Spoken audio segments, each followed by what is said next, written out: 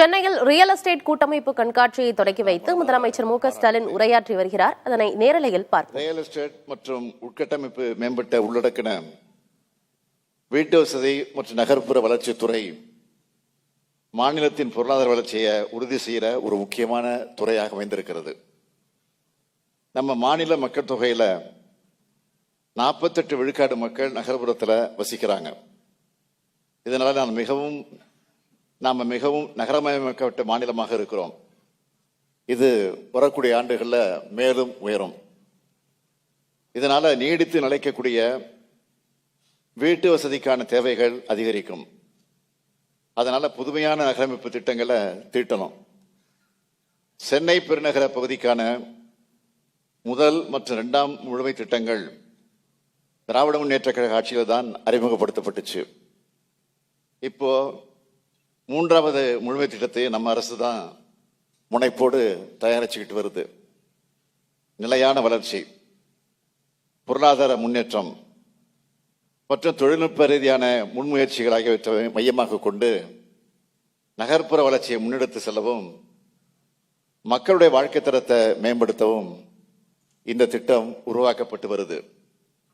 இந்த திட்டம் தான் அடுத்த 20 ஆண்டுகளுக்கு சென்னை பெருநகர பகுதி வளர்ச்சியை வழிநடத்த போகுது. அதே போல தமிழ்நாடு முழுவதும் நகரம் கிராமங்களை மேம்படுத்த 10 மண்டல திட்டங்களும் தயாரிக்கப்பட்டு வருது.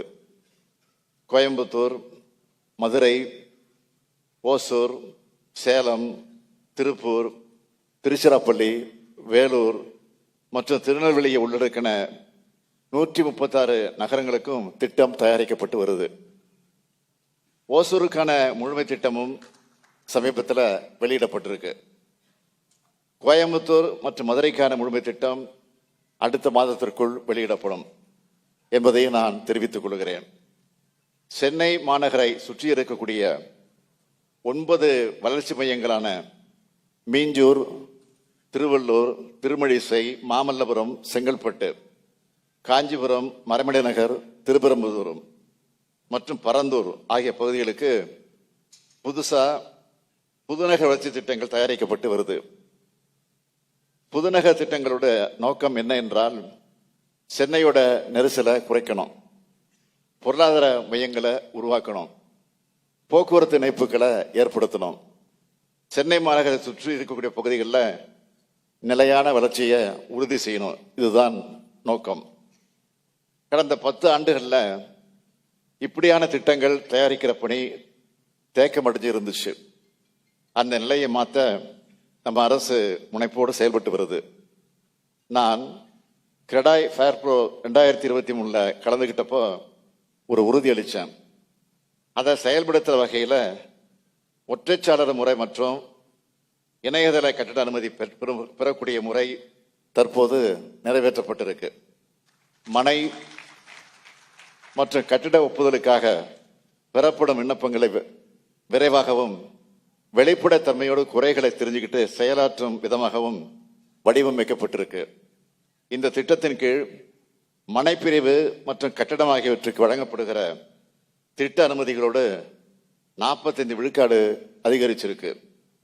ஒப்புதல் வழங்குவதற்கான கால அளவு 180 நாட்களிலிருந்து 64 முதல் 90 நாட்களாக குறைஞ்சிருக்கு.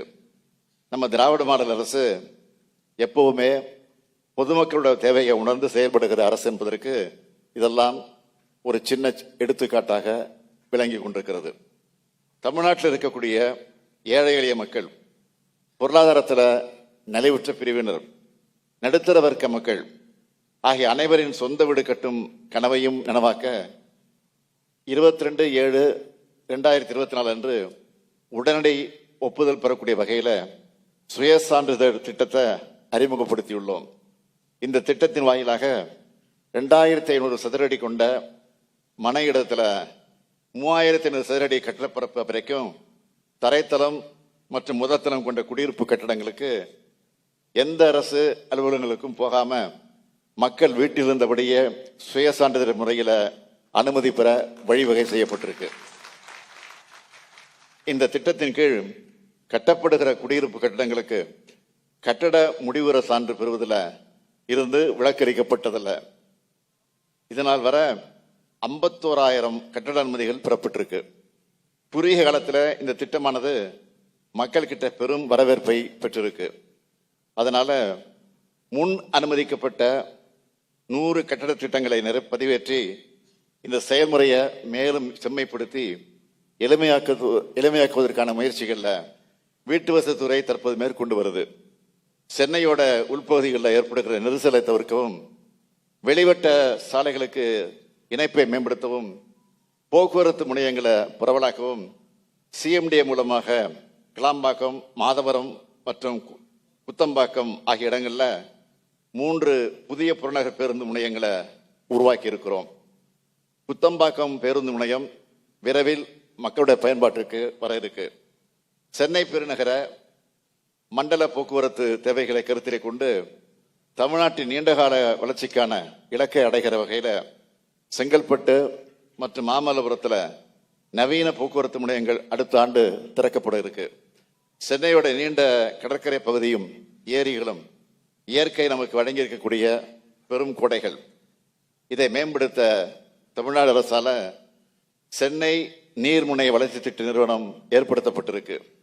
இந்த நிறுவனம் முதல் கட்டமாக சென்னை மாநகர் அமைஞ்சிருக்கக்கூடிய 12 ஏரிகள் மற்றும் 4 கடற்கரை பகுதிகளை தேர்வு செஞ்சு சுற்றுச்சூழலுக்கு பாதிப்பு இல்லாம மக்கள் கூடும் இடங்களா மேம்படுத்த 250 கோடி ரூபாய் செலவில் திட்டம் தயாரிச்சிருக்கு. இந்த திட்டம் பொழுதுபோக்கு சார்ந்த உட்கட்டமைப்பு வசதிகள், மழைநீரை சேகரித்து வெள்ளத்தை தடுக்கிற அமைப்போட உருவாக்கப்படும். ஸ்பாஞ்ச் பூங்காக்கள், விளையாட்டு திடல்கள், விளையாட்டு வளாகங்கள், பல்நோக்கு மையங்கள் மற்றும் சந்தைகள், பேருந்து முனையங்கள், சுரங்கப்பாதைகளை நவீனப்படுத்துதல், புதிய திட்டசாலை இணைப்பு பகுதிகளை கண்டறிந்து மறு வடிவமைப்பு மேம்படுத்துதல் போன்ற செயல்பாடுகள்னு சென்னை பெருநகர வளர்ச்சி குழுமத்தால 196 நகர்ப்புற வளர்ச்சி திட்டங்கள் சுமார் 2600 கோடி ரூபாய் முதலீட்டில் கடந்த 3 ஆண்டுகளில் மேற்கொள்ளப்பட்டு வருது.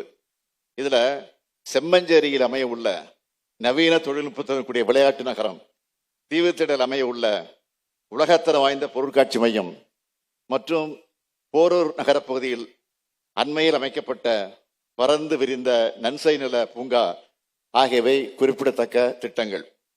இதனை செயல்வடிவாக்க தற்போது நடைமுறையில் இருக்கக்கூடிய தமிழ்நாடு ஒருங்கிணைந்த வளர்ச்சி மற்றும் கட்டிட விதிகள் 2019 புதுப்பிக்கும் செயல்பாடுகளில் வீட்டு வசதி மற்றும் நகர்ப்புற வளர்ச்சித்துறை முழு ஈடுபாட்டோடு செயலாற்றி வருது. இந்த மேம்பாட்டு பகுதிகளில் உங்க எல்லோரோட எண்ணங்களையும் கோரிக்கைகளையும் பரந்த நோக்கத்தில் பரிசீலித்து இந்த துறையின் ஒருமித்த வளர்ச்சிக்கு நம்ம அரசு என்றைக்கும் ஊக்கமளிக்கும்னு தெரிவிச்சுக்கிறேன். நகரம் கிராமம் என்ற வேறுபாடு இல்லாம அனைத்து பகுதியும் வளர்ப்பதற்கானதுதான் எங்களுடைய நோக்கம்.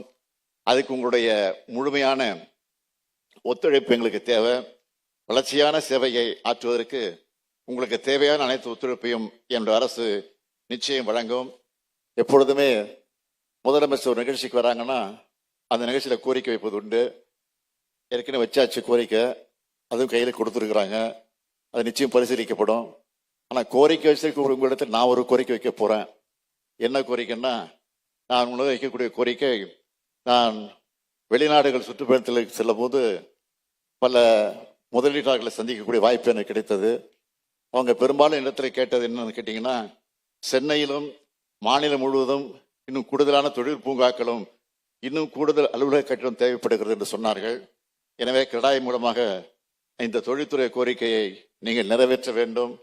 நீங்கள் கட்டக்கூடிய பெரிய அடுக்குமாடி கட்டிடத்தை அருகிலேயே அந்த பூங்காக்கள், நீர்நிலைகளை அழகுபடுத்த பராமரித்துக் கொள்வதற்கு உங்களை ஈடுபடுத்திக் கொள்ள வேண்டும் என்று நான் அன்போடு கேட்டு இந்த சிறப்பான வாய்ப்பை தந்த அனைவருக்கும் மீண்டும் ஒரு முறை நன்றி சொல்லி இந்த மாநாடு வெற்றியோடு நிறைவேற வேண்டும், வெற்றி பெற வேண்டும் என்று மனதார வாழ்த்தி விடைபெறுகிறேன். நன்றி, வணக்கம்.